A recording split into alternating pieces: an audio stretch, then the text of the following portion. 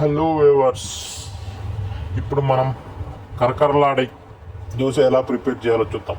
ఫస్ట్గా మనం దోశ పిండిని తీసుకొని ఇలా కొంచెం సాఫ్ట్గా కలుపుకొని తర్వాత పొయ్యి మీద ప్యాన్ పెట్టుకొని ప్యాన్ మీద లైట్గా నూనె వేసుకొని దాని మీద ఒక గరిటె తీసుకొని పిండి అలా చిన్నదిగా స్మూత్గా గుండ్రంగా పోసుకొని దోరగా కాలనిచ్చుకొని దానిపైన 2-3 చుక్కలు నూనె లైట్గా నూనె కావాల్సినంత వేసుకొని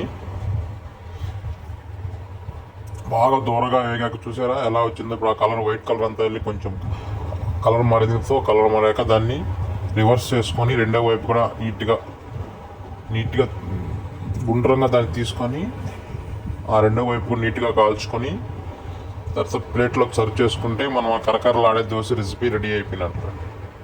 ఫ్రెండ్స్, మీరు కూడా ట్రై చేయండి. ఇంక వీడియో మీకు నచ్చినట్లయితే షేర్ చేయండి, లైక్ చేయండి. Thank you viewers.